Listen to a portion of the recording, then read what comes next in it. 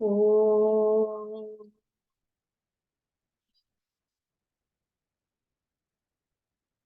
ഓം നമോ ഭഗവതേ വാസുദേവായ.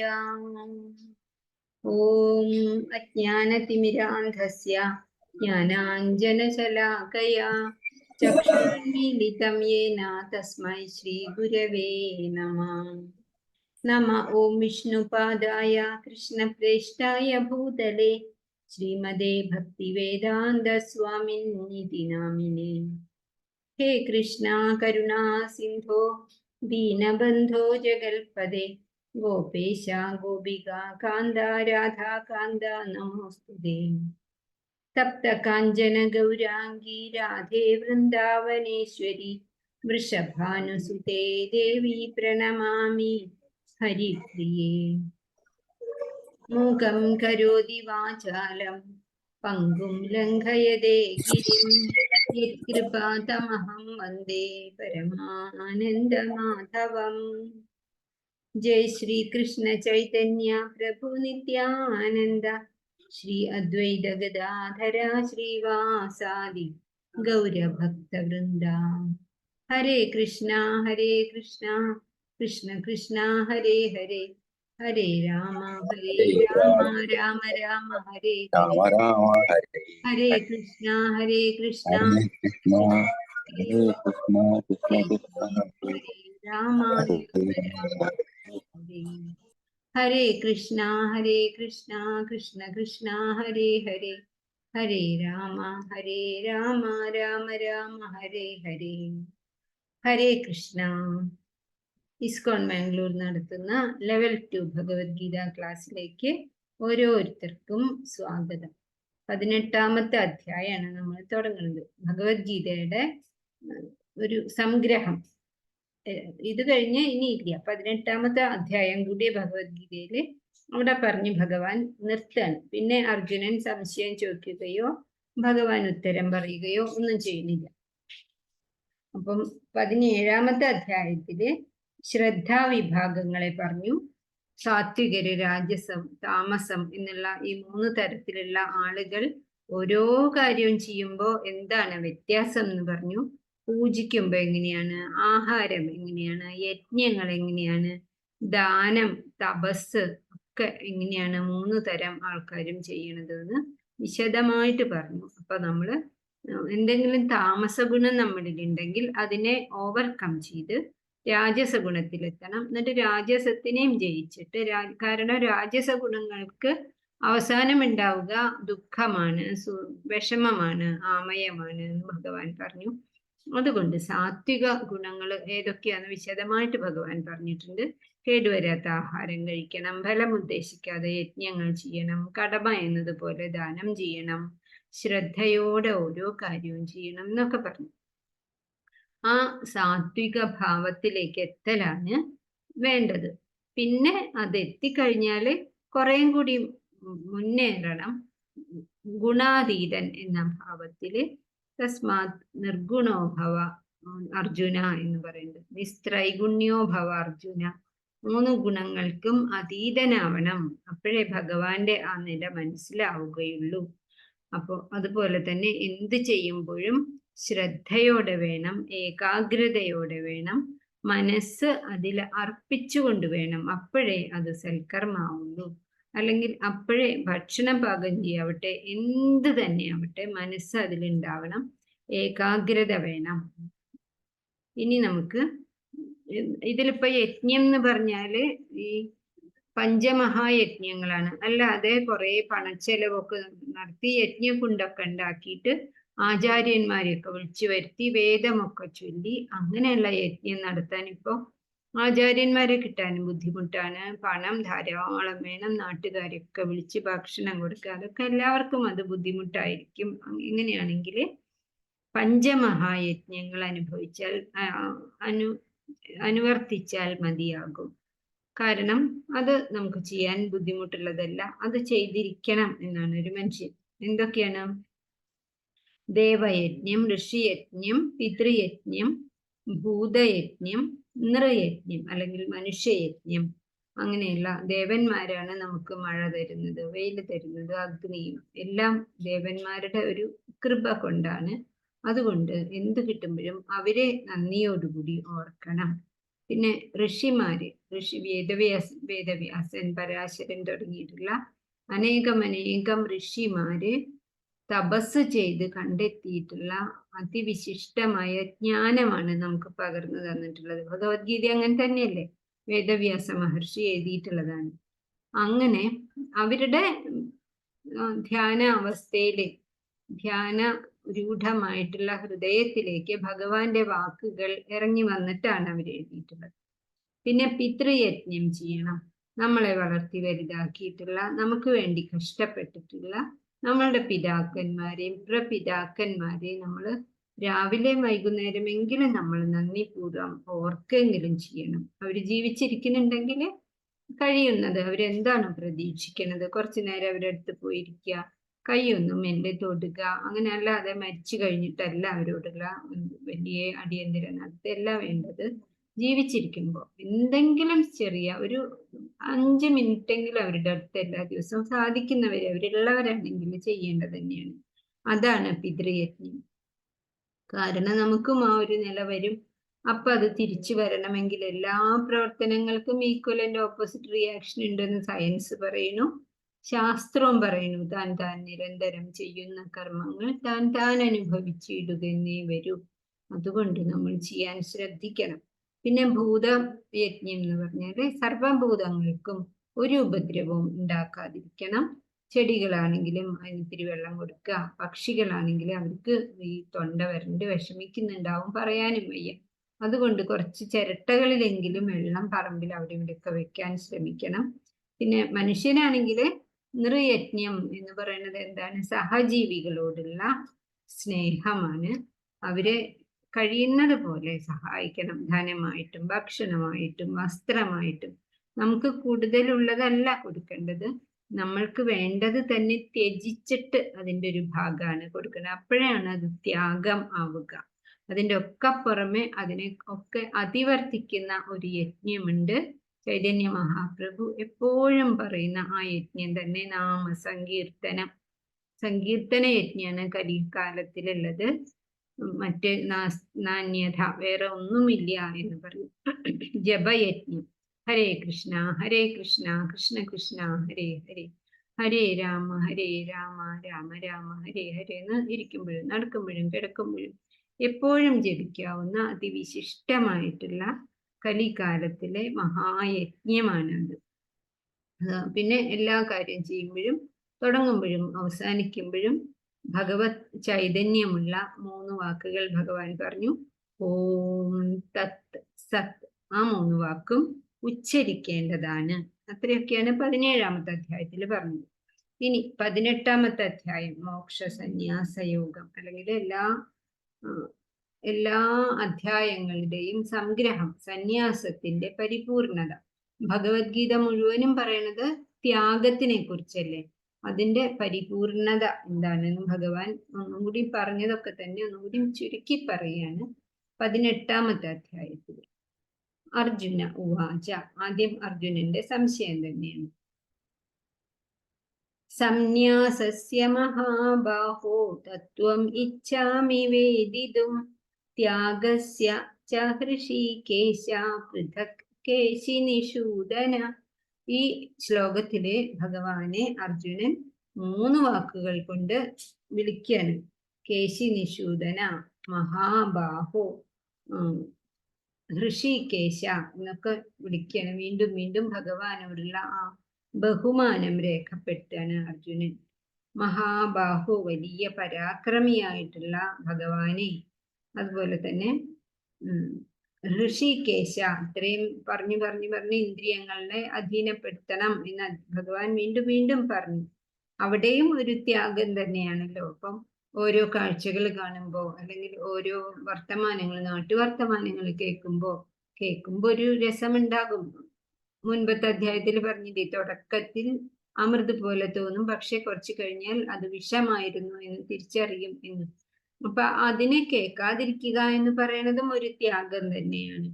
അങ്ങനെ ആ ത്യാഗത്തിന്റെയും സന്യാസത്തിന്റെയും തത്വം എന്താണ് എന്ന് എനിക്ക് ഒന്ന് വിശദമായിട്ട് പറഞ്ഞു തരണം.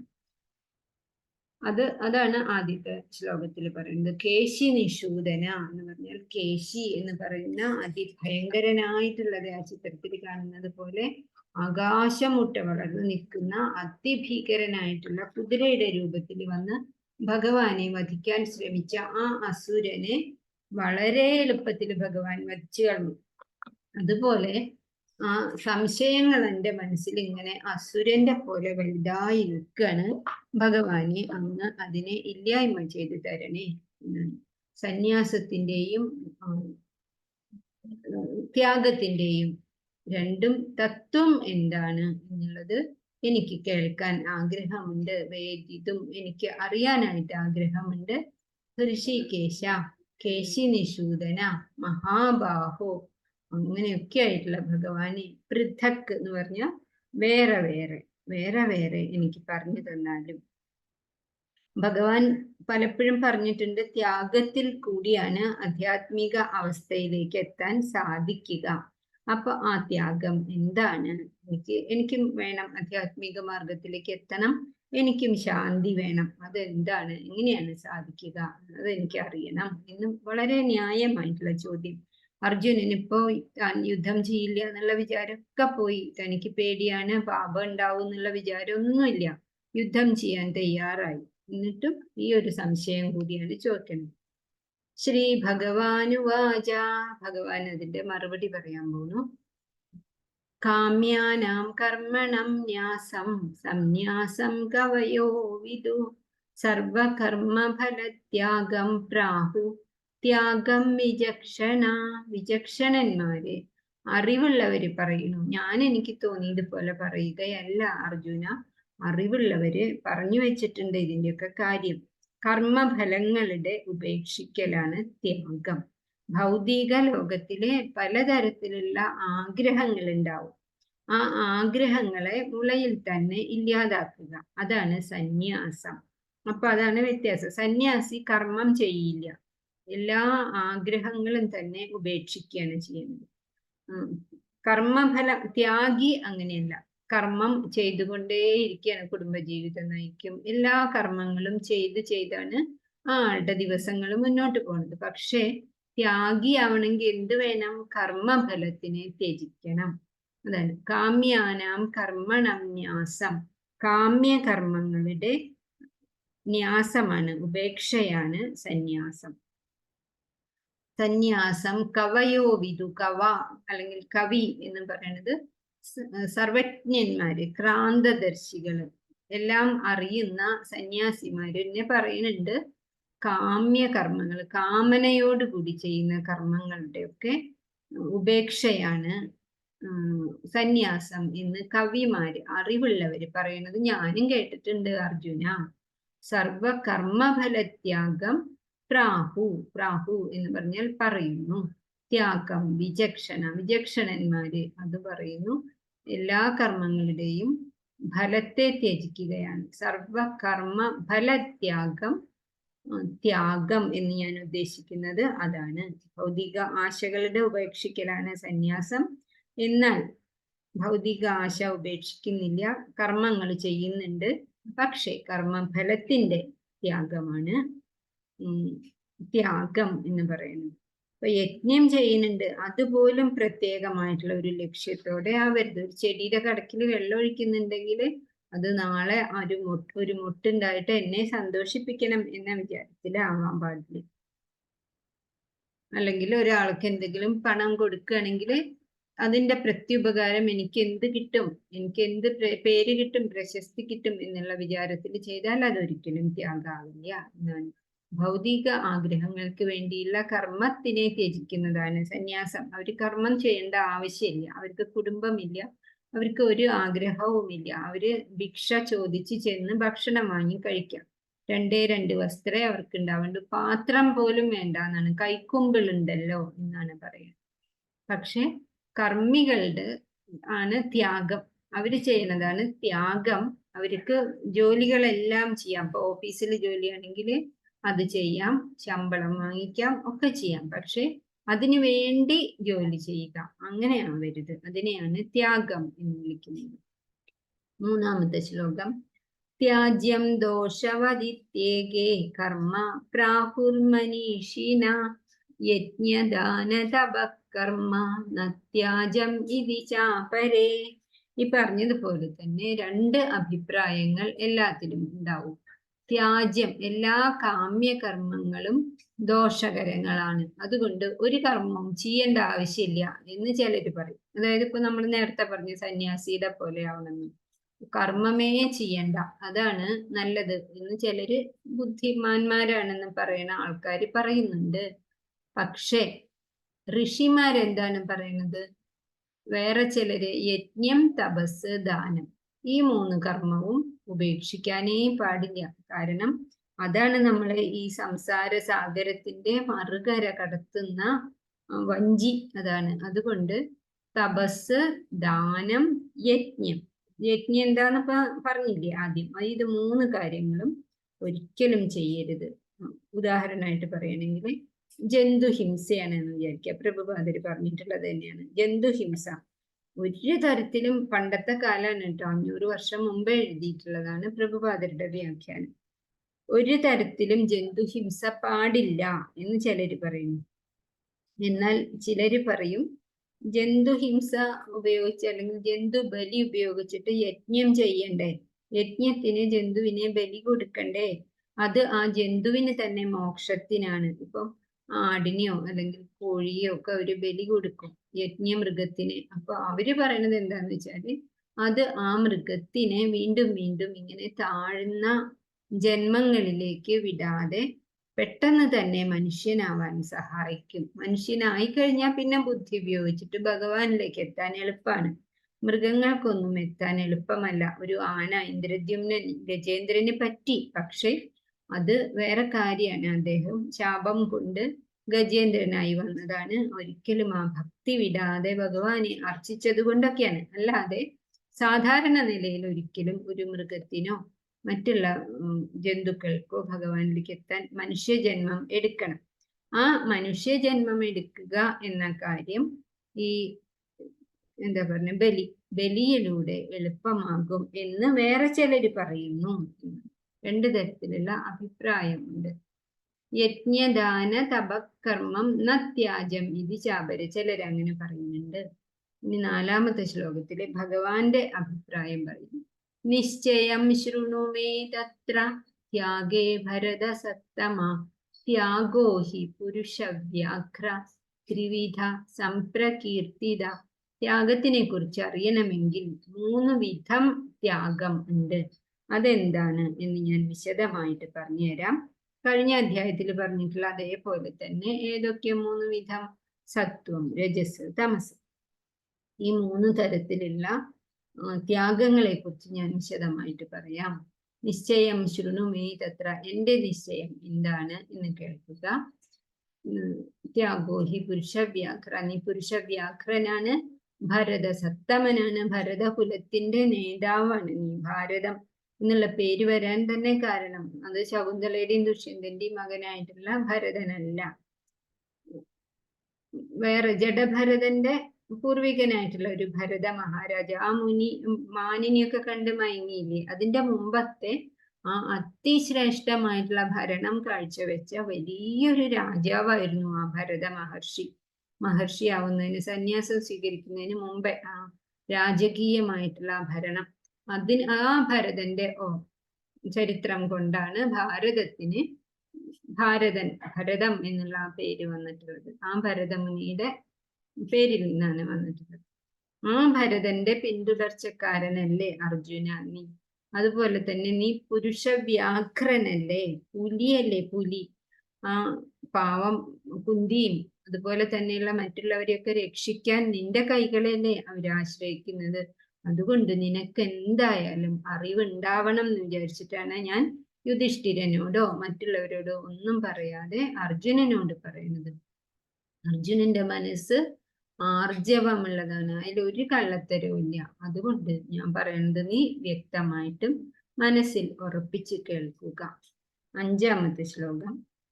കർമ്മങ്ങൾ മുഴുവനും ത്യജിക്കരുത് എന്നാണ് പറയുന്നത്. യജ്ഞദാന തപകർമ്മ ന ത്യാജം കാര്യമേവ തത് യജ്ഞോ ദാനം തപശ്ചൈവ പാവനാനി മനീഷിനാം. മനുഷ്യന്മാരെ ശുദ്ധീകരിക്കണം. മനീഷികളായിട്ടുള്ളവരെ, മഹാത്മാക്കളായ ആൾക്കാരെ പോലും കൂടുതൽ കൂടുതൽ ശുദ്ധീകരിച്ച് ഭഗവാന്റെ അടുത്തേക്ക് എത്തിക്കാനുള്ള 3 വഴികളാണ് യജ്ഞം വേണ്ടതുപോലെ ചെയ്യുക. ഇതൊക്കെ കൂട്ടിയിട്ടുള്ള ഇഷ്ടികയൊക്കെ വെച്ചിട്ടുള്ള ആ യജ്ഞമല്ല, പഞ്ചമഹായജ്ഞങ്ങൾ, നാമജപയജ്ഞം, അതൊക്കെ വേണ്ടതുപോലെ അനുഷ്ഠിക്കണം. ദാനം, നന്നായിട്ട് ദാനം കൊടുക്കണം. എങ്ങനെയാണ് സാത്വിക ദാനം എന്ന് നമ്മൾ കഴിഞ്ഞ അധ്യായത്തിൽ പറഞ്ഞതാണ്.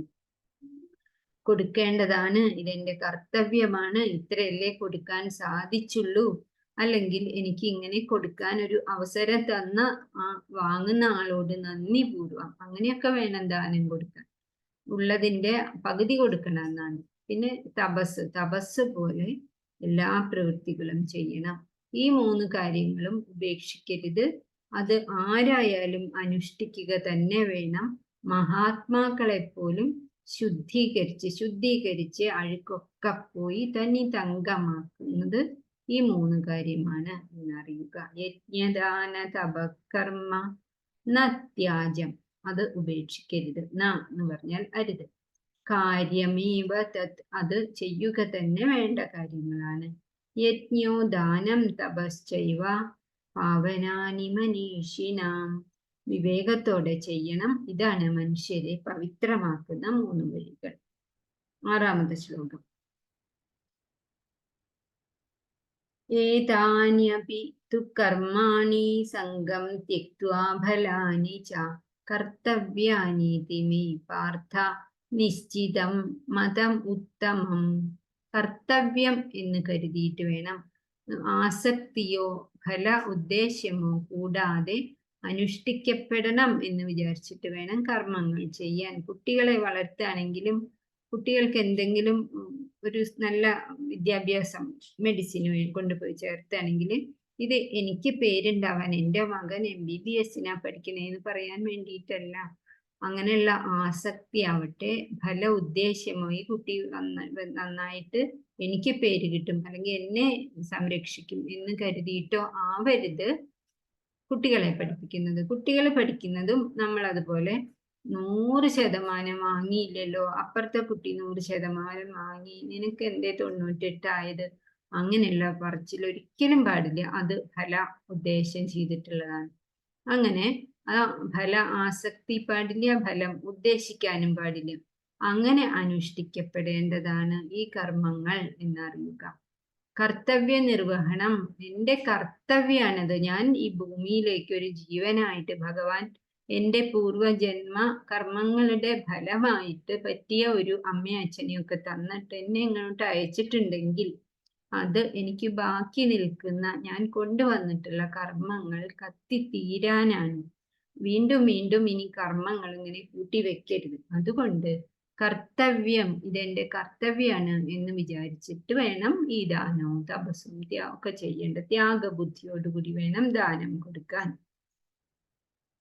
ഏതാന്യപിതു കർമാണി, ഈ കർമ്മങ്ങളെയൊക്കെ ചെയ്യുമ്പോൾ, യജ്ഞം ദാനം തപസ്, അത് 3 ഒഴിവാക്കരുത് എന്ന് പറഞ്ഞു. ഇത് 3 ചെയ്യുമ്പോൾ സംഘം ത്യക്ത്വ, അതിനോട് ഒരു ഒട്ടൽ ഉണ്ടാവരുത്. കർത്തവ്യം, ഇത് ഭഗവാനോടുള്ള എൻ്റെ കർത്തവ്യം, അത് അപ്പോഴാണ് അതൊരു സമർപ്പണ ഭാവാവും എന്ന് കരുതിയിട്ട് ഏറ്റവും നന്നായിട്ട് സകല ശ്രദ്ധയോടും കൂടി വേണം ആ കർത്തവ്യം ചെയ്യാൻ. അപ്പൊ അത് ചെയ്തു കഴിയുമ്പോൾ നമ്മളുടെ മനസ്സ് സംതൃപ്തമാകും. അതല്ല എങ്കിൽ നമുക്കതിൻ്റെ ഫലം നമ്മൾ വിചാരിച്ചതുപോലെ കിട്ടാതെ വന്നാൽ നമുക്ക് വിഷമാവും. ഇതാവുമ്പോൾ ഒരു വിഷമവും ഉണ്ടാവില്ല. നിശ്ചിതം മതം ഉത്തമം, എൻ്റെ ഉറപ്പായിട്ടുള്ള അഭിപ്രായം, എൻ്റെ അന്തിമമായ അഭിപ്രായം അർജുന അതാണ് എന്ന് കരുതുക. അത് ഭഗവത് ഭക്തിയിലേക്ക് നമ്മളെ നയിക്കുകയും ചെയ്യും. 7ാമത്തെ ശ്ലോകം. നിയതസ്യ തു സന്യാസ കർമ്മണോ ന ഉപപദ്യതേ മോഹാത്തസ്യ പരിത്യാഗ താമസ പരികീർത്തിത. ഇനി താമസം എന്ന വിധത്തിലുള്ള ത്യാഗം എന്താണ്? താമസികമായിട്ടുള്ള ത്യാഗം എന്താണ്? വിധിക്കപ്പെടുന്ന കർമ്മം, അതാണ് നിയത കർമ്മം. ഓരോരുത്തർക്ക് ഇപ്പൊ ഓരോ കർമ്മല്ലേ ഉണ്ടാവുക. അടുത്ത വീട്ടിലുള്ള ആളുടെ കർമ്മല്ലല്ലോ നമ്മൾക്ക് ഉണ്ടാവുക. നമ്മളുടെ പരിതസ്ഥിതികളും വിധിയും എല്ലാം വേറെ വേറെ ആണ്.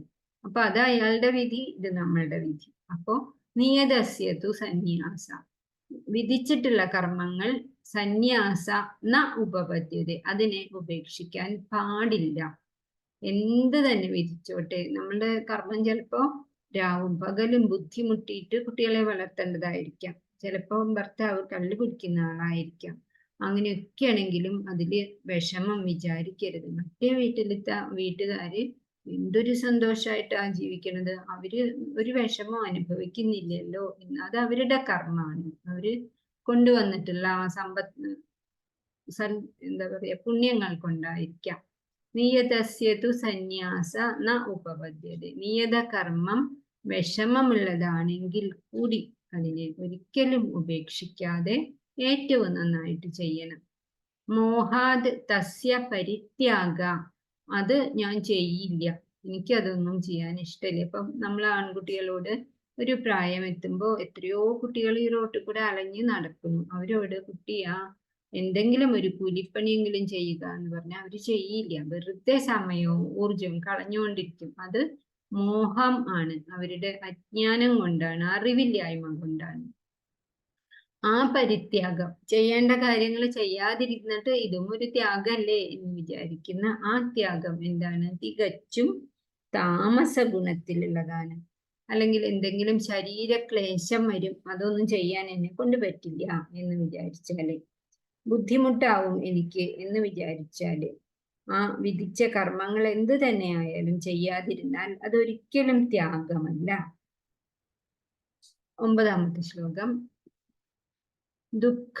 എട്ടാമത്തെ, ദുഃഖമിത്യേവ യത്കർമ്മ കായക്ലേശഭയാത്യജേത്. കായം ശരീരമാണ്. ശരീരത്തിന് ക്ലേശമുണ്ടാവും, എന്നെ കൊണ്ട് അതൊന്നും ചെയ്യാൻ വയ്യ എന്ന് വിചാരിച്ചിട്ട് ഞാനത് ചെയ്യാതിരുന്നാൽ അത് ത്യാഗാവോ? ത്യാഗമാവില്ല. സകൃത്വാ രാജസം ത്യാഗം ന ഏവ ത്യാഗഫലം ലഭേത്. നിയതമായിട്ടുള്ള വിധിച്ചിട്ടുള്ള കർമ്മങ്ങൾ ക്ലേശകരം എന്ന് വെച്ചിട്ടോ ഇത് ബുദ്ധിമുട്ടാണ് എന്ന് കണക്കാക്കിയിട്ടോ ചെയ്യാതിരിക്കുന്നത് അത് നല്ല ത്യാഗമല്ല, അത് രാജസ ത്യാഗമാണ്. അതിന് ത്യാഗത്തിന്റെ ഗുണഗണങ്ങൾ ഒരിക്കലും ലഭിക്കാനും പോകുന്നില്ല. സകൃത്വ രാജസം ത്യാഗം, അത് രാജസമായിട്ടുള്ള ത്യാഗമാണ്. 9ാമത്തെ ശ്ലോകം. കാര്യം ഇത്യേവ യത്കർമ്മ നിയതം ക്രിയതേ അർജുന സംഗം ത്യക്ത്വാ ഫലം ചൈവ ത്യാഗം സാത്വികോ മത. ഭഗവാൻ മുൻപ് പറഞ്ഞിട്ടുള്ളത് തന്നെയാണ്. ഭൗതിക സംഘരഹിതനായിട്ടും ഫലം ഉദ്ദേശിക്കാതെയും തന്റെ കർത്തവ്യമാണ് എന്ന് മാത്രം കരുതിക്കൊണ്ട് വിധിക്കപ്പെട്ട കർമ്മം ചെയ്യുന്നവന്റെ ത്യാഗം സാത്വികമാണ്. ഒരാളിപ്പോ അസുഖമായിട്ട് കിടക്കുകയാണ്, നമ്മളെ കാണുന്നുണ്ടെങ്കിലോ എന്ന് വിചാരിച്ചിട്ട് നമ്മൾ തീർച്ചയായിട്ടും അവിടെ പോകണം, കാണണം, കയ്യൊക്കെ പിടിച്ച് ഒരു സമാധാനിപ്പിക്കണം. പറ്റുകയാണെങ്കിൽ അയാൾ കേൾക്കുന്ന വിധത്തിൽ നാമം ജപിക്കണം. ആ ആള് ചെയ്തിട്ടുള്ള നല്ല കാര്യങ്ങൾ ആ ചെവിയിൽ കേൾക്കുന്ന വിധത്തിൽ നമ്മൾ പറയണം. അങ്ങനെ സന്തോഷിപ്പിക്കാനായിട്ട് ശ്രമിക്കണം. അത് ആരുടെയും അഭിനന്ദനത്തിനോ ഒന്നിനും വേണ്ടിയിട്ടാവരുത്. കാര്യം ഇത്യേവ, ഇത് ഞാൻ ചെയ്യേണ്ട കാര്യമാണ് എന്ന് വിചാരിച്ചിട്ട് കർമ്മം നിയതം, വിധിച്ചിട്ടുള്ള കർമ്മം എന്താണോ ക്രിയതേ അത് ചെയ്യുക. വിധിച്ച കർമ്മങ്ങള് കർത്തവ്യമായിട്ട് ചെയ്യണം. എങ്ങനെ വേണം? സംഘം ത്യക്ത്വ ഫലം ച ഏവ, സംഘത്തെയും ഫലത്തെയും മുൻപ് പറഞ്ഞ ആ ശ്ലോകം തന്നെ. അതിനെ ആണ് സ ത്യാഗം സാത്വികോ മത. അങ്ങനെ ചെയ്യുന്ന ആ ത്യാഗം, നമ്മളുടെ സമയം ചിലപ്പോൾ നമുക്ക് വിലപ്പെട്ടത് വേറെ എന്തെങ്കിലുമൊക്കെ നമ്മളുടെ വിധത്തിൽ ചെയ്യാനുണ്ടാവും. പക്ഷെ അതിനെ ത്യജിക്കുക. ആ മറ്റുള്ളവർക്ക് സന്തോഷം കൊടുക്കാനായിട്ട് നമ്മളുടെ കുറച്ച് സമയമോ ധനമോ സ്വാതന്ത്ര്യമോ ഒക്കെ മാറ്റിയാലും ആ ത്യാഗമാണ് എന്ത്? സാത്വികമായ ത്യാഗം എന്നറിയുക. 10ാമത്തെ ശ്ലോകം. ന ദ്വേഷ്ടി അകുശലം കർമ്മ കുശലേന അനുഷജ്ജതേ ത്യാഗി സത്വസമാവിഷ്ടോ മേധാവി ഛിന്ന സംശയ. വിധിച്ചിട്ടുള്ള ചില കാര്യങ്ങള് അകുശലമാണ്, നല്ല കാര്യങ്ങളായിട്ട് നമുക്ക് തോന്നില്ല. അങ്ങനെയുള്ളതും ത്യജിക്കാൻ പാടില്ല. അമംഗളമാണ് എന്ന് കരുതിയിട്ട് വിധിച്ച കർമ്മങ്ങൾ ചെയ്യാതിരിക്കരുത്. കുശലേന അനുഷജ്ജത. ഇത് വളരെ നല്ല കാര്യമാണല്ലോ, ഇതെനിക്ക് ചെയ്യാൻ ഇഷ്ടമാണ് എന്ന് കരുതിയിട്ട് അതിനോട് വല്ലാതെ പോയിട്ട് ഫലം ഇച്ഛിച്ചുകൊണ്ട് ഒട്ടിപ്പിടിക്കാനും പാടില്ല. ത്യാഗി സത്വസമാവിഷ്ടോ. സത്വഗുണിക്ക് ഈ കാര്യത്തിൽ യാതൊരു സംശയവും ഇല്ല. മേധാവി ഛിന്ന സംശയ. അയാൾ മേധാവിയാണ്, ബുദ്ധിമാനാണ്. അപ്പം എന്താണോ ഈ പറഞ്ഞത് തന്നെയാണ്, എന്താണോ തലയിലെഴുത്ത് അല്ലെങ്കിൽ എന്താണോ നമ്മളുടെ വിധി, അത് ചിലപ്പോൾ ഒരു സുഖമില്ലാത്ത കുട്ടി ഉണ്ടായിരിക്കാം വീട്ടിൽ. അപ്പം അവർക്കൊന്നും അങ്ങനെ ഇല്ലല്ലോ എന്ന് വിചാരിച്ച് അതിനെ നോക്കാതിരിക്കരുത്. അത് സങ്കടകരമായിട്ടുള്ള കാര്യം തന്നെയാണ്, എന്നാലും അത് ചെയ്യണം. ദ്വേഷ്ടി അകുശലം കർമ്മ. അത് സന്തോഷമുള്ള കാര്യമല്ല വിചാരിച്ചിട്ട് അതിനെ വിടരുത്. കുശലേ ന അനുഷജ്ജത. എത്രയോ ആൾക്കാർ അങ്ങനെ ജീവൻ ബലി കഴിക്കുന്നത് പോലെ സകല സന്തോഷങ്ങളിൽ നിന്നും വിട്ട് അങ്ങനെ അവരെയൊക്കെ ശുശ്രൂഷിച്ചുകൊണ്ട് കഴിയുന്ന എത്ര ആൾക്കാരുണ്ട്.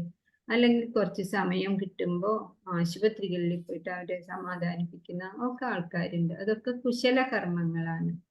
കുശലേന അനുഷജ്ജത. പക്ഷെ അതിനൊന്നും ഫലം ആഗ്രഹിക്കരുത്. ത്യാഗി സത്വസമാവിഷ്ടോ മേധാവി ഛിന്ന സംശയ. അങ്ങനെ ആ ത്യാഗം ചെയ്യുന്നതിൽ അവർക്ക് യാതൊരു സംശയവും ഇല്ല. അകുശല കർമ്മങ്ങളില് വെറുപ്പില്ല, ശുഭകർമ്മങ്ങളില് ഒട്ടലുമില്ല.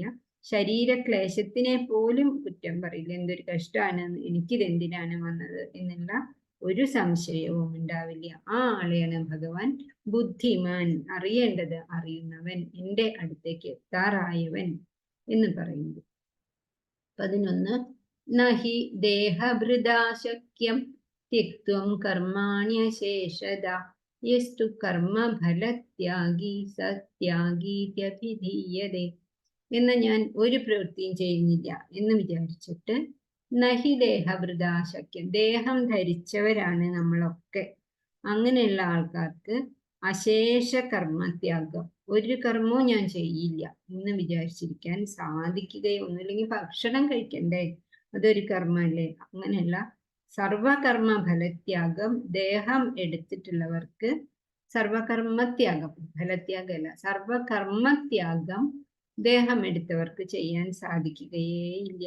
എന്നാൽ എന്ത് സാധിക്കും? കർമ്മ ഫലം ത്യജിക്കാനായിട്ട് സാധിക്കും.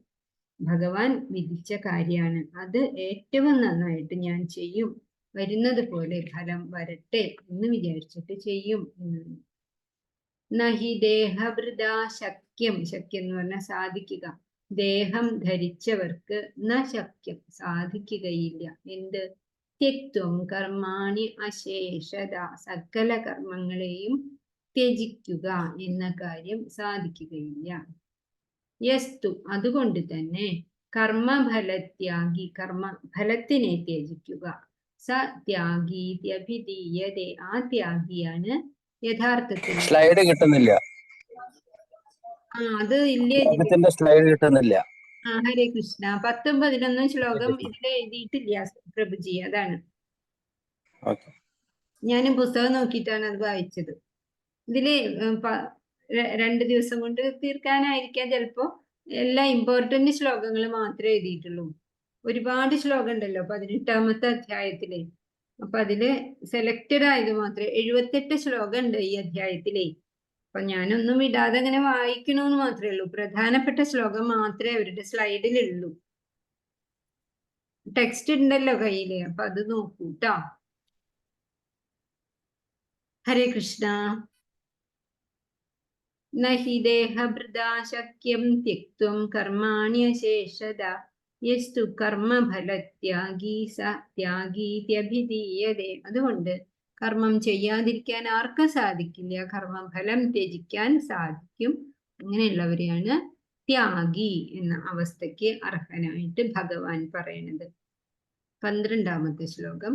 അതായത് ഇപ്പൊ നമ്മളൊരു ഭക്ഷണം ഉണ്ടാക്കി, അത് നന്നായി എന്ന് പറയണം എന്നുള്ളത് നമ്മളുടെ അങ്ങനെ പാടില്ല. അതൊരു ഫലം ആഗ്രഹിക്കുകയാണ്.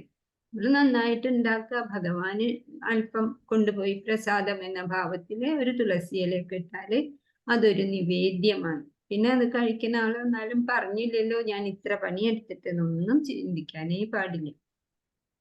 12ാമത്തെ ശ്ലോകം.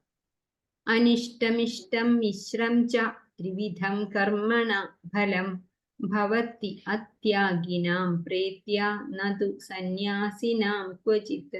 സന്യാസിക്ക് ഇങ്ങനെ അനിഷ്ടം ഇഷ്ടം അങ്ങനെ ഒന്നും ഇല്ല. ആ ത്യാഗികളാണ് കർമ്മഫലം ആഗ്രഹിക്കുക എന്ന് പറഞ്ഞാല് കർമ്മത്തിന്റെ ഫലം ഉണ്ടാവണം എന്നുള്ളത് ത്യാഗമനസ്, ഭഗവാൻ ഉദ്ദേശിക്കുന്ന ത്യാഗമനസ് ഇല്ലാത്തവരാണ് അത് ആഗ്രഹിക്കുക.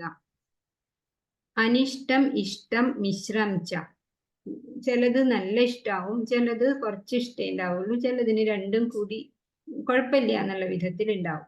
ത്രിവിധം കർമ്മണ ഫലം, അങ്ങനെ 3 തരത്തിലാണ് കർമ്മത്തിന്റെ ഫലങ്ങൾ സാധാരണ മനുഷ്യർക്ക് ഉണ്ടാവുക. ഭവതി അത്യാഗിനാം പ്രേത്യ, അത്യാഗികൾക്ക് അതായത് ത്യാഗം എന്നുള്ള ആ ഭാവം മനസ്സിൽ വരാത്തവർക്ക് ഇഷ്ടം അനിഷ്ടം മിശ്രം എന്നിങ്ങനെ 3 വിധത്തിലുള്ള കർമ്മഫലങ്ങൾ മരണശേഷം അവരനുഭവിക്കേണ്ടി വരും. വേണ്ട വിധത്തിൽ കർമ്മം ചെയ്യുന്നവര് സ്വർഗത്തിലേക്ക് പോവും. മിശ്രകർമ്മങ്ങൾ ചെയ്ത് പുണ്യവും പാപവും തുല്യമായിട്ട് നിൽക്കുന്നവര് വീണ്ടും ഭൂമിയിൽ ജനിച്ചു മരിക്കും. പാപകർമ്മങ്ങൾ കൂടുന്നവന് നരകത്തിലേക്കും നയിക്കപ്പെടും. അങ്ങനെ 3 തരത്തിലാണ് കർമ്മങ്ങളുടെ ഫലം എന്ന് പറയുന്നു. ഭവതി അത്യാഗിനാം, ഇതൊക്കെ ത്യാഗം എന്ന വിചാരത്തില് ഫലം പ്രതീക്ഷിച്ചുകൊണ്ട് ചെയ്യുന്നതാണ്. ത്യാഗികളുടെ കാര്യമല്ല ഇത്, കർമ്മികളുടെ, കർമ്മം ചെയ്ത് ഫലം വേണം എന്ന് വിചാരിക്കുന്നവർ 3 തരത്തിലാണ് മരണശേഷം പോവുക. സ്വർഗത്തിൽ പോവും, ഭൂമിയിലേക്ക് വരും, നരകത്തിലേക്കും പോകും. പുണ്യം കൂടുതലാവുമ്പോൾ സ്വർഗപ്രാപ്തി, പാപവും പുണ്യവും ഒരുപോലെ ആവുമ്പോൾ മനുഷ്യലോകത്തിലേക്ക് വീണ്ടും വരും. പാപാണ് കൂടുതലെങ്കിൽ നരകത്തിലേക്ക് പോകും. പിന്നെ അതിനനുസരിച്ച് ഇങ്ങനെ പുണ്യം കുറഞ്ഞും ഒക്കെ വരുമ്പോൾ അതിന്റെ താഴെ, മനുഷ്യരാണല്ലോ ഏറ്റവും മുകളിൽ, അതിന്റെ താഴെയുള്ള 80 ലക്ഷം ജീവജാലങ്ങളിലേക്ക് പോകും. 4 ലക്ഷം മനുഷ്യരാവണമെങ്കിൽ പുണ്യപാപങ്ങൾ തുല്യമാകണം. പുണ്യം കൂടുതലാണെങ്കിൽ അതിന്റെ ഉപരിയുള്ള സ്വർഗലോകത്തേക്ക് അല്ലെങ്കിൽ ചന്ദ്രലോകത്തേക്ക്, അങ്ങനെ മുകളിലുള്ള ലോകത്തേക്ക് പോവും. സകല ഗുണങ്ങളും മാത്രമേ ഉള്ളൂ എങ്കിൽ ഭഗവാന്റെ അടുത്തേക്കും പോകും. അതാണ് അനിഷ്ടം ഇഷ്ടം മിശ്രം ച ത്രിവിധം കർമ്മണ ഫലം ഭവതി അത്യാഗിനാം പ്രീതി. അത്യാഗികൾക്കാണ്, ത്യാഗം എന്ന ഭാവത്തിൽ കർമ്മം ചെയ്യാത്തവർക്കാണ് ഇങ്ങനെ. നതു സന്യാസിനാം ക്വചിത്, സന്യാസിക്ക് ഇതൊന്നും ബാധകമേ ഇല്ല. മരണശേഷം സ്വകർമ്മഫലങ്ങളായിട്ടുള്ള സുഖദുഃഖ അനുഭവങ്ങൾ കൂടി ആർക്കില്ല? സന്യാസിക്കില്ല. മറ്റുള്ള ആൾക്കാർക്കാണ്, കർമ്മം എന്നുള്ള ആ വിചാരത്തിൽ മുങ്ങി നിൽക്കുന്നവർക്കാണ് ഈ സ്വർഗവും നരകവും പുനർജന്മവും ഒക്കെ ഉണ്ടാവുക. 13ാമത്തെ ശ്ലോകം. പഞ്ച ഏതാനി മഹാബാഹോ കാരണാനി നിബോധമേ സാഖ്യേ കൃതാന്തേ പ്രോക്താനി സിദ്ധയേ സർവകർമ്മണാം. സർവകർമ്മണാം സിദ്ധയേ, എല്ലാ കാര്യവും വേണ്ട വിധത്തിൽ ആവണമെങ്കിൽ 5 കാര്യങ്ങൾ വേണം. ഈ 5 കാര്യങ്ങളാണ് എന്ത് കർമ്മവും വേണ്ട വിധത്തിൽ വിജയിക്കാനുള്ള അടിസ്ഥാനമായിട്ടുള്ളത് എന്നാണ് 13ാമത്തെ ശ്ലോകം. 14ാമത്തെ ശ്ലോകം. അധിഷ്ഠാനം തഥാ കർത്ത കാരണം ച പൃഥക് വിധം വിവിധാശ്ച പൃഥക് ചേഷ്ട ദൈവം ച ഏവ അത്ര പഞ്ചമം. ഈ 5 കാര്യങ്ങൾ ഏതാണ്? അധിഷ്ഠാനം, കർമ്മം ചെയ്യാൻ ആരോഗ്യമുള്ള ഒരു ശരീരം വേണം, കർമ്മം ചെയ്യുന്ന ആൾ വേണം. അധിഷ്ഠാനം തഥാ കർത്ത, കർത്താവ് വേണം. ജീവാത്മാവ്, ജീവനുള്ള ഒരു ശരീരം വേണം, ചെയ്യാനുള്ള ഒരു ആള് വേണം. കരണം, കരണം എന്ന് പറഞ്ഞാൽ ഇന്ദ്രിയങ്ങൾ വേണം, കൈ കാല് അങ്ങനെയുള്ള കർമ്മേന്ദ്രിയങ്ങൾ വേണം, കണ്ണ് മൂക്ക് തുടങ്ങിയിട്ടുള്ള ജ്ഞാനേന്ദ്രിയങ്ങളും വേണം. പൃഥക് വിധം, പലതരത്തിലുള്ള 5 ഇന്ദ്രിയങ്ങൾ ഉണ്ടല്ലോ, കണ്ണ് മൂക്ക് ചെവി നാക്ക് ത്വക്ക് എന്നുള്ള ജ്ഞാനേന്ദ്രിയങ്ങൾ. പുറത്തുനിന്നുള്ള ജ്ഞാനം അകത്തേക്ക് നമ്മൾ എടുക്കുന്നത് ഈ 5 ജ്ഞാനേന്ദ്രിയങ്ങളിൽ കൂടിയാണ്. പിന്നെ വാക്ക്, പാണി, പായു, ഉപസ്ഥം എന്നുള്ള ആ 5 കാര്യങ്ങൾ, കയ്യ്, കാല്, വാക്ക്, അതുപോലെ തന്നെ ഉൽപാദനേന്ദ്രിയം, വിസർജനേന്ദ്രിയം, ഈ 5 കാര്യങ്ങളാണ് കർമ്മേന്ദ്രിയങ്ങൾ. ഇങ്ങനെയുള്ള അതിനെയാണ് കരണം എന്ന് പറയുന്നത്. പിന്നെ പൃഥക് ചേഷ്ട, പലതരത്തിലുള്ള ചേഷ്ട, പ്രവൃത്തികള്, ഉദ്യമങ്ങള്, അതും കൂടാതെ ഏറ്റവും വലുതെന്താണ്? 5ാമത്തെ കാര്യമായിട്ടുള്ള ദൈവം, ഈശ്വരന്റെ അനുഗ്രഹം. ഇത് 5ഉം കൂടുമ്പോഴാണ് ഒരു കർമ്മം അതിന്റെ ഫലം അടയുന്നത് എന്നറിയുക. അധിഷ്ഠാനം തഥാ കർത്ത കരണം ച പൃഥക് വിധം വിവിധാശ്ച പൃഥക് ചേഷ്ട. പൃഥക് പൃഥക് എന്ന് പറഞ്ഞാൽ വേറെ വേറെ ആയിട്ട് പറയുന്നു എന്നാണ് കേട്ടോ. ദൈവം ചൈവാത്ര പഞ്ചമം, അതിലെ 5ാമത്തെ കാര്യം ഈശ്വരാധീനം ആണ്, ദൈവാധീനം ആണ് എന്ന് അറിയുക.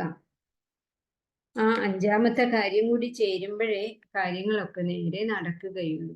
15ാമത്തെ ശ്ലോകം. ശരീരവാങ് മനോഭിർയത് കർമ്മ പ്രാരഭതേ നര ന്യായം വാ വിപരീതം വാ പഞ്ചൈതേ തസ്യ ഹേതവ.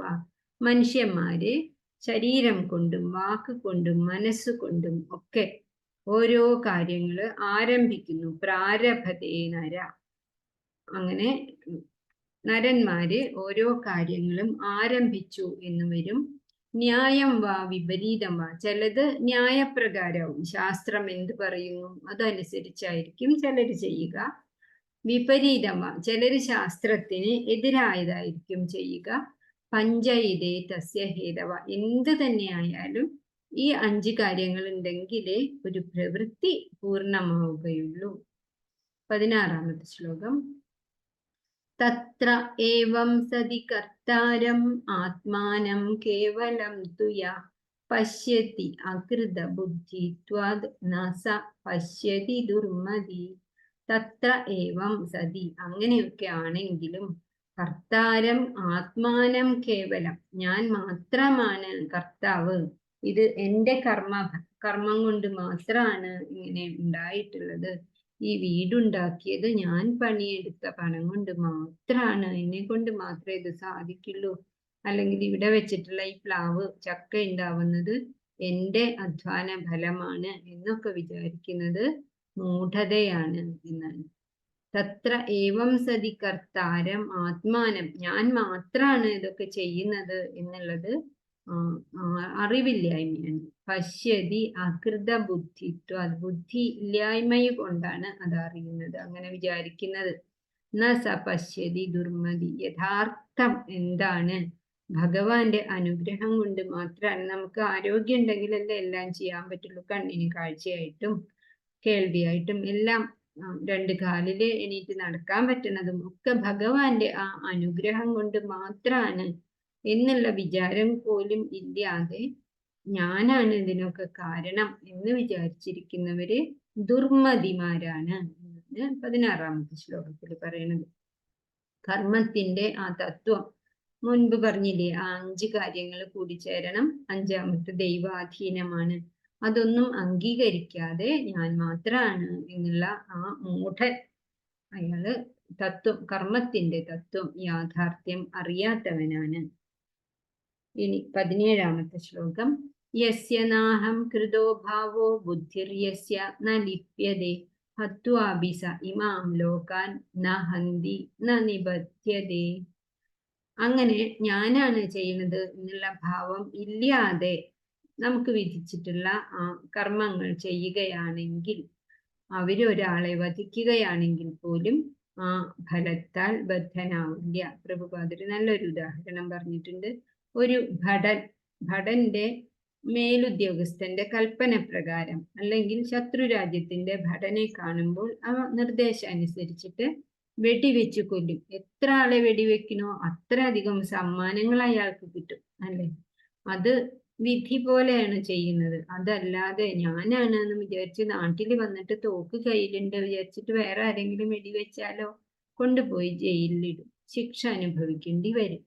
അതാണ് ഈ ശ്ലോകത്തിൽ പറയുന്നത്. ഞാൻ ചെയ്യുന്നു എന്ന ആ ഭാവം ഇല്ലാതെ, ബലം ആസക്തി ഇല്ലാതെ, അതിന്റെ ഇത് എനിക്ക് കിട്ടണം എന്നുള്ള വിധി ആ ആഗ്രഹവും ഇല്ലാതെ, ഹത്വാബി ഒരാളെ കൊല്ലുകയാണെങ്കിൽ പോലും നഹന്തി നം നിബദ്ധരെ, ആ ആള് ആരെയും വധിച്ചു എന്നുള്ള ഒരു പേര് അയാൾക്ക് ഉണ്ടാവില്ല. അതിന്റെ ഒരു പാപം അയാളെ ബാധിക്കുകയും ചെയ്യില്ല. അത് അയാളുടെ വിധിയാണ്. അത് വിചാരിച്ചിട്ട് വേറെ സ്വന്തം ഇഷ്ടപ്രകാരം ഒരു പക്ഷിയെ വെടിവെച്ചാൽ പോലും അത് കുറ്റമാണ്. 18ാമത്തെ ശ്ലോകം. ജ്ഞാനം ജ്ഞേയം പരിജ്ഞാത ത്രിവിധ കർമ്മ ചോദന കരണം കർമ്മ കർത്ത ഇതി ത്രിവിധ കർമ്മ സംഗ്രഹ. കർമ്മം ചെയ്യുമ്പോൾ 3 ഘടകങ്ങൾ അതിലുണ്ട്. ജ്ഞാനം, എന്താണ് ചെയ്യേണ്ടത് എന്നുള്ള അറിവ്. ജ്ഞേയം, അറിയേണ്ടത് എന്താണ് എന്നുള്ള ആ ലക്ഷ്യബോധം. പരിജ്ഞാത, അതിനെ അറിയുന്ന ആള് എന്നിങ്ങനെ 3 കാരണങ്ങൾ കൊണ്ടാണ് ഒരു കർമ്മം ഉണ്ടാവുന്നത്. ഇത്രയുള്ളത്. 19ാമത്തെ ശ്ലോകം. ജ്ഞാനം കർമ്മ ച കർത്താ ച ത്രിധൈവ ഗുണഭേദത പ്രോച്യതേ ഗുണസംഖ്യാനേ യഥാവത് ശൃണുതാന്യഭി. ഇനി ഞാൻ പറഞ്ഞു തരുന്നത് കൂടി കേൾക്കുക അർജുന. കർമ്മത്തിന് 3 തരത്തിലുള്ള കാര്യമുണ്ട് എന്ന് പറയുന്നു, ശാസ്ത്രങ്ങളിൽ പറയുന്നു. കർമ്മമുണ്ട്, കർത്താവുണ്ട്, അറിവുണ്ട്. ഈ 3 തരം കാര്യങ്ങളെ കുറിച്ച് ഞാൻ പറഞ്ഞു തരാം, അത് കേൾക്കുക. 20ാമത്തെ ശ്ലോകം. സർവഭൂതേഷു യേനൈകം ഭാവം അവ്യയമീക്ഷതേ അവിഭക്തം വിഭക്തേഷു തത് ജ്ഞാനം വിദ്ധി സാത്വികം. മുൻപത്തെ അധ്യായത്തിൽ പറഞ്ഞ പോലെ 3 തരം ജ്ഞാനമുണ്ട്, അറിവുണ്ട്. അതിൽ സാത്വികമായിട്ടുള്ള ജ്ഞാനം എന്താണ് എന്നാണ്. സകല ചരാചരങ്ങളിലും ബാഹ്യമായിട്ടുള്ള ആകൃതി പലതരത്തിലായിരിക്കും അല്ലെ. അതില് ഒരേ ഒരു ശക്തിയാണ് എല്ലാത്തിന്റെ ഉള്ളിലും, ഏകമായിട്ടുള്ള ശക്തിയാണ് എന്നുള്ളത് ഏതൊരു അറിവ് കൊണ്ടാണോ നമ്മൾ മനസ്സിലാക്കുന്നത്. അവിഭക്തം വിഭക്തേഷു, പല വിഭാഗങ്ങളിൽ കാണുന്ന, ഇപ്പം ഏറ്റവും ചെറിയ വൈറസ് മുതൽ ആന വരെ, അല്ലെങ്കിൽ തിമിംഗലം, നീലത്തിമിംഗലം വരെയുള്ള എല്ലാ ജന്തുക്കൾക്കും ജീവൻ ആയിട്ടുള്ളത് ഒരേ ഒരു ശക്തിയാണ് എന്നുള്ള ആ അറിവാണ് സാത്വിക ജ്ഞാനം. സർവഭൂതേഷു യേന ഏകം, ഏതൊരു അറിവ് കൊണ്ടാണോ മനുഷ്യന്മാര് സകല വ്യത്യസ്തങ്ങളായിട്ടുള്ള എല്ലാ ജീവികളിലും ഏകം ഭാവം, അവ്യയം, ഒരിക്കലും നശിക്കാത്ത ഒരേ ഒരു ചൈതന്യമാണ് കളിയാടുന്നത് എന്ന കാര്യം അറിയുന്നത്. അവിഭക്തം വിഭക്തേഷു, വേറെ വേറെ വിഭജിക്കപ്പെട്ടതുപോലെ കണ്ടിട്ടും ഒന്നായിട്ട് അതിനെ ഒരേ ചരടിൽ കോർത്ത മുത്തുകളാണ് എന്ന് പറഞ്ഞു മുമ്പ്. അതുപോലെ അറിയുന്ന ആള് എനിക്കുള്ളതും ആ വരണ ധർമ്മക്കാരനിലുള്ളതും അല്ലെങ്കിൽ ആ ഓടിപ്പോകുന്ന കാളയിലുള്ളതും ഒക്കെ ഒരേ ജീവന്റെ അംശമാണ്. നമ്മളൊക്കെ ഇല്ലാതാകുമ്പോൾ പലതരത്തിലുള്ള മൺപാത്രങ്ങൾ ഉടയുമ്പോൾ അതിൻ്റെ ഉള്ളിലുള്ള വായു പുറത്തുള്ള ആ പരമമായിട്ടുള്ള വായുവിലേക്ക് ചേരുന്നത് പോലെ അവിടെ ചെന്ന എല്ലാം ഒന്നായി. അതുപോലെ കർമ്മഫലം അനുസരിച്ച് പല തരം രൂപങ്ങൾ എടുത്തിട്ട് ജന്മങ്ങൾ എടുത്തിരിക്കുകയാണ്. പക്ഷെ അതിൻ്റെ ഉള്ളിലൊക്കെ ജീവൻ നൽകുന്നത് ഒരേ ഒരു ഈശ്വരനാണ്. അതാണ് അറിയേണ്ടതിൽ വെച്ച് ഏറ്റവും വലിയ അറിവ്. അത് അറിയുന്ന ആൾക്ക് ഹിംസ ചെയ്യാൻ സാധിക്കില്ല. ഹിംസ എന്ന് പറഞ്ഞാൽ പരദ്രോഹം. ആ അറിവിനെയാണ് ഭഗവാൻ എന്ത് പറയുന്നത്? തജ്ഞാനം വിദ്ധി സാത്വികം വിദ്ധി എന്ന് പറഞ്ഞ അറിയുക. അതാണ് സാത്വികമായിട്ടുള്ള അറിവ്. സൂര്യൻ, ഒരേ ഒരു സൂര്യൻ വെള്ളത്തില് ഏത് പാത്രത്തിലൊക്കെയാണോ പ്രതിഫലിക്കും, പക്ഷെ അത് ഒരേ സൂര്യനാണ്. അതുപോലെ തന്നെയാണ് ആത്മാവും ഒന്ന് തന്നെ, ഭഗവാന്റെ അംശം തന്നെയാണ് സകലതിനെയും ജീവൻ നൽകുന്നത്, ജീവിക്കുന്നത്. 84 ലക്ഷവും ഒരേ ചൈതന്യം കൊണ്ടാണ് ജീവിക്കുന്നത്. അത് പൂർവകർമ്മ ഫലം അനുസരിച്ചായിട്ട് ചിലര് ദേവനാവും, മനുഷ്യനാവും, കാട്ടാളനാവും, പുഴുവാവും, പാറ്റയാവും, പക്ഷിയാവും. അങ്ങനെ വരുന്നത് ഒന്നായ നിന്നേഹ എന്ന് പറഞ്ഞ പോലെ ഒരേ ഒരു ജീവചൈതന്യമാണ് എന്ന് അറിയുന്ന ആ ജ്ഞാനമാണ് സാത്വികം എന്ന് അറിയുക. 21-ാമത്തെ ശ്ലോകം. പൃഥക്ത്വേന തു യജ്ഞാനം നാനാഭാവാൻ പൃഥക്വിദാൻ വേത്തി സർവേഷു ഭൂതേഷു യജ്ഞാനം വിദ്ധി രാജസം. ചിലര് പറയും അങ്ങനെയൊന്നുമല്ല, അത് വേറെ ഇത് വേറെ. ഞാൻ വലിയ സ്ഥാനത്തിരിക്കുന്ന ആള്, എന്റെ ഓഫീസിലത്തെ പ്യൂണോ, അയാൾക്ക് ഇത്ര വലിയൊരു കഴിവൊന്നുമില്ല, അയാൾ എന്നെക്കാളൊക്കെ എത്രയോ താഴ്ന്നവനാണ്. റോഡ് അടിച്ചു വരുന്ന ആളോ അത് അതിലും താഴെ. അങ്ങനെ കൂലിപ്പണി ചെയ്യുന്നവര് വേറെ തരം. അങ്ങനെ വിചാരിക്കുന്നത് പൃഥക് പൃഥക്, അവരൊക്കെ വേറെയാണ് എന്ന് വിചാരിക്കുന്ന ആ ജ്ഞാനം തെറ്റാണ്. ഒന്നല്ല, എല്ലാതും വേറെ വേറെ, പൃഥക്കാണ്, വേറെ വേറെയാണ് എന്ന്. നാനാഭാവാൻ പൃഥക് വിധാൻ, പല ജീവികൾ പലതരത്തിലാണ്, അതിനെ ഒന്നായി ബന്ധിപ്പിക്കുന്ന ഒരു വസ്തു ഒന്നും ഇല്ല എന്ന് പറയുന്നത് രാജസമായിട്ടുള്ള ജ്ഞാനമാണ് എന്ന് അറിയുക. അവര് വിചാരിക്കുന്നത് എന്താണ്? ദേഹം മാത്രമേ ഉള്ളൂ, ദേഹം നശിച്ചു കഴിഞ്ഞാൽ പിന്നെ യാതൊന്നും ഇല്ല, അതോടെ തീർന്നു എന്ന് കേട്ടു. പിന്നെ കുറച്ച് അറിവ് അവിടെ നിന്നും ഇവിടുന്നൊക്കെ ഉണ്ടാവും, അത് കേട്ട് ആകെ സംശയം ഉണ്ടാവും. അങ്ങനെയുള്ളതാണ് ഈ രാജസമായിട്ടുള്ള ജ്ഞാനം. ഇനി താമസമായിട്ടുള്ള ജ്ഞാനം എന്താണെന്ന് 22-ാമത്തെ ശ്ലോകം. യത്തു കൃഷ്ണവദേ കസ്മിൻ കാര്യേ സക്തമഹൈതുകം അതത്വ അർത്ഥവത് അല്പം ച തത്താമസമുദാഹൃതം.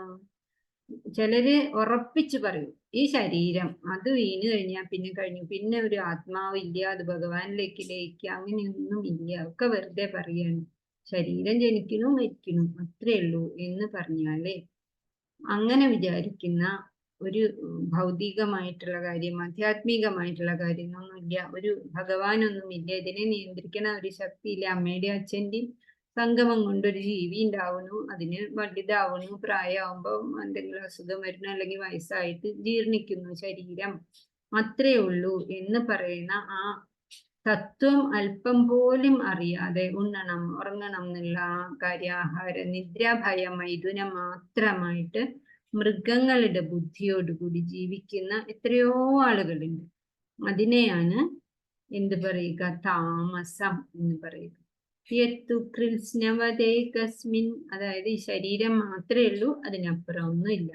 കാര്യേ സക്തമഹൈതുകം, ഈ ശരീരം ഉണ്ടാവാൻ ഒരാള് പട്ടിയായി ജനിക്കുന്നു, മറ്റേയാള് പൂച്ചയാവുന്നു, മനുഷ്യനാവുന്നു എന്നുള്ള ഇതിന് പിന്നിൽ അഹൈതുകം, ഒരു ഹേതു ഒന്നും ഇല്ല എന്ന് ഉറപ്പിച്ച് പറയുന്ന ആള്, ആ ആൾക്ക് ഒരു സദ്ഗ്രന്ഥം വായിക്കാൻ ആഗ്രഹം ഉണ്ടാവില്ല, ഒരു സത്സംഗത്തിന് പോണ്ട തോന്നലേ ഉണ്ടാവില്ല. അവരുടെ ഈശ്വരൻ എന്താണ്? പണം, പണം മാത്രമാണ്. ഉറങ്ങണം, കുറെ ഭക്ഷണം കഴിക്കണം, മൈഥുനം, ഭക്ഷണം, ഉറക്കം, ഇത് മാത്രമേ ഉള്ളൂ. പൂർവജന്മവും ഇല്ല, ഭഗവാനും ഇല്ല, ഒന്നുമില്ല. അങ്ങനെയുള്ള ആൾക്കാരാണ് താമസം എന്ന് അറിയുക. ഇനി 3 തരം കർമ്മങ്ങളെ കുറിച്ച് പറയാണ് ഭഗവാൻ. 23-ാമത്തെ ശ്ലോകം. നിയതം സംഗരഹിതം അരാഗദ്വേഷത കൃതം അഫലപ്രേപ്സുന കർമ്മം യത്തത് സാത്വികമുച്യതേ. സാത്വികമായിട്ടുള്ള കർമ്മം എന്താണ്? അവനവന് വിധിച്ചിട്ടുള്ള കർമ്മങ്ങള് അനാസക്തമായിട്ടും രാഗദ്വേഷരഹിതമായിട്ടും ഫലത്തിൽ ആസക്തി കൂടാതെയും നിയന്ത്രിതമായ, ചിലതിൽ വല്ലാതെ ഇഷ്ടം, ചിലതിൽ തീരെ ഇഷ്ടമില്ലാതെ, അങ്ങനെയല്ലാതെ ചെയ്യുന്ന കർമ്മങ്ങളെയാണ് സാത്വിക കർമ്മം എന്ന് പറയുക. അവൻ മുൻപ് പറഞ്ഞത് തന്നെയാണ്. അവനവൻ വിധിച്ചിട്ടുള്ള കർമ്മങ്ങള് ശാസ്ത്രപ്രകാരം, ഈ ഭഗവത്ഗീത എത്ര പ്രാവശ്യം ഭഗവാൻ പറഞ്ഞു തന്നിട്ടുണ്ട് എങ്ങനെയൊക്കെ വേണം ചെയ്യണത്. ജ്ഞാനി എങ്ങനെ കർമ്മം ചെയ്യും, യോഗാരൂഢൻ എങ്ങനെ കർമ്മം ചെയ്യും, ഭക്തൻ എങ്ങനെ, ജ്ഞാനി എങ്ങനെ, എല്ലാം ഒന്ന് തന്നെയാണ്, ഒരേ കാര്യം തന്നെയാണ് പറഞ്ഞു തന്നിട്ടുള്ളത്. അതുപോലെ നന്നായിട്ട് ചെയ്യും. അതിന് ചുരുക്കി പറഞ്ഞാല് അനാസക്തം, ഒട്ടലില്ലാതെയും, ചില കർമ്മങ്ങളോട് കൂടുതൽ രാഗം, ചിലതിനോട് കൂടുതൽ ദ്വേഷം, അങ്ങനെ ഇല്ലാതെയും, ചെയ്തതിന് എനിക്ക് ഫലം കിട്ടിയേ കഴിയുള്ളൂ എന്ന് വിചാരിക്കാതെയും ചെയ്യുന്ന കർമ്മമാണ് സാത്വിക കർമ്മം. ഭഗവാൻ എനിക്ക് തരുന്നു, അത് ഭഗവാന്റെ ഇച്ഛ, ഞാൻ എന്നെ കൊണ്ട് പറ്റുന്നത് പോലെ അത് നന്നായിട്ട് ചെയ്തു എന്ന് മാത്രം വിചാരിക്കുന്നവരാണ് സാത്വികമായിട്ടുള്ള ആ കർമ്മം ചെയ്യുന്നവർ. യത്തു കാമ 24 യത്തു കാമേപ്സുന കർമ്മ സ അഹങ്കാരേണ വാഹുന ക്രിയതേ ബഹുല ആയാസം തത് രാജസം ഉദാഹൃതം. രാജസം എങ്ങനെയാണ്? കാമേപ്സുന, അതുകൊണ്ട് എന്തെങ്കിലും ഒരു ഫലം ഉണ്ടാകും എന്നത്, ഒന്നെടുത്ത ഒന്ന് ഫ്രീ എന്ന് പറയുമ്പോൾ അത് എടുക്കണ പോലെ, അതുകൊണ്ടൊരു ഗുണമുണ്ടാകും, തനിക്ക് എന്തോ ഒരു കൂടുതലായിട്ടൊരു വസ്തു കിട്ടും എന്ന് വിചാരിച്ചിട്ട് ആ ഫലത്തിനായി ആഗ്രഹിച്ച് സ അഹങ്കാരേണ, അഹങ്കാരത്തോടുകൂടി എന്റെ കയ്യിൽ പണമുണ്ട് ഞാനത് ചെയ്യും എന്ന് വിചാരിച്ചിട്ടുള്ള ആ അഹങ്കാരത്തോടെ ക്രിയതേ ബഹുല ആയാസം, ഇഷ്ടമൊന്നുമില്ല എന്നാലും ക്ലേശമായിട്ട് കർമ്മം, എന്താ ചെയ്യാ, ഈ കുട്ടിയെ നോക്കാണ്ട് പറ്റുമോ, അല്ലെങ്കിൽ വയസ്സായ അമ്മയുണ്ട് അമ്മയ്ക്ക് ഭക്ഷണം കൊടുക്കാണ്ട് പറ്റുമോ, അങ്ങനെ ഇഷ്ടമില്ലാതെ ആയാസത്തോടു കൂടി ചെയ്യുന്ന കർമ്മമാണ് തത് രാജസം ഉദാഹൃതം. അത് സാത്വികമായിട്ടുള്ള ഭഗവാൻ ഇഷ്ടപ്പെടുന്ന കർമ്മമല്ല, രാജസ കർമ്മമാണ്. അത് കുറെ കഴിയുമ്പോൾ അതിന്റെ ഫലം വിഷമമായിട്ട് തിരിച്ച് വരും എന്നാണ്. മറ്റുള്ളവർക്ക് ഉണ്ടാവണ 25ാമത്തെ ശ്ലോകം. അനുബന്ധം ക്ഷയം ഹിംസാം അനവേക്ഷ്യ ച പൗരുഷം മോഹാദ് ആരഭ്യതേ കർമ്മ യത്തത് താമസമുച്യതേ. താമസമായിട്ടുള്ള കർമ്മം എന്താണ്? അന്യര്, നമ്മളുടെ ഈ പ്രവൃത്തി മൂലം അന്യന്മാർക്കുണ്ടാകുന്ന ക്ലേശം, നാശം. ഇപ്പൊ റോട്ടിൽ കൂടെ വണ്ടി ഓടിക്കുമ്പോ കാണില്ലേ, മറ്റുള്ളവര് നടന്നു പോണവര് എത്ര ബുദ്ധിമുട്ടും, അല്ലെങ്കിൽ കൂടെ മുന്നിൽ പോണ വണ്ടികൾക്ക് എത്ര വിഷമമുണ്ടാവും, അതൊന്നും നോക്കില്ല. പിന്നീട് വരുന്ന വിഷമങ്ങൾ, അനുബന്ധം, അതിനെ തുടർന്ന് വരുന്ന വിഷമങ്ങൾ ഒന്നും ആലോചിക്കാതെ ചെയ്യുന്ന പ്രവൃത്തികളാണ്. അതിനെയാണ് എന്താ പറയാ, അതിൽ നിന്നും ചിലപ്പോൾ ഹിംസ ഉണ്ടാകും. ഇപ്പം ഒരു നോൺ വെജിറ്റേറിയൻ ഭക്ഷണം കഴിക്കണമെങ്കിൽ ഒരു ജീവിയെ പിടിച്ച് കൊല്ലണം, അത് പാപാണ്. അതൊന്നും വിചാരിക്കാതെ, കർമ്മം ചെയ്യുന്നതിനുള്ള കഴിവിനെ കണക്കാക്കാതെ, യാതൊരു ലക്ഷ്യബോധവും ഇല്ലാണ്ട് എനിക്കിപ്പോ അത് ചെയ്യാൻ തോന്നി, ഇത് എന്റെ ശക്തി ഉണ്ട്, എന്റെ കയ്യിൽ പണമുണ്ട്, ഞാൻ ചെയ്യും, പിന്നെ എന്തു വന്നാലും അതൊന്നും സാരമില്ല, ഇപ്പൊ എനിക്കിങ്ങനെ ചെയ്യും, ഇപ്പൊ എനിക്ക് കണ്ടുപിടിക്കാൻ തോന്നുന്നുണ്ട്, അതുകൊണ്ട് മറ്റുള്ളവർക്ക് ഉണ്ടാവണ വിഷമോ ധനനഷ്ടോ മാനനഷ്ടോ ബുദ്ധിമുട്ടോ ക്ലേശങ്ങളോ ഒന്നും തീരെ ശ്രദ്ധിക്കില്ല. ഇത് ശാസ്ത്രത്തിനെതിരാണ് എന്ന് വല്ലവരും പറഞ്ഞ അവരെ വഴക്ക് പറയും. അങ്ങനെ ചെയ്യുന്ന കർമ്മങ്ങളാണ് താമസ കർമ്മങ്ങൾ. രാക്ഷസന്മാരായിട്ടുള്ള രാവണൻ, ഹിരണ്യകശിപു, അവരൊക്കെ അതിന് ഉദാഹരണമാണ്. അവരൊക്കെ താമസ കർമ്മം ചെയ്തിട്ടുള്ളവരാണ്. അപ്പൊ 3 തരം ജ്ഞാനത്തിനെ കുറിച്ച് പറഞ്ഞു, 3 തരം കർമ്മങ്ങളെ കുറിച്ച് പറഞ്ഞു. ഇനി ബാക്കി നമുക്ക് നാളെ.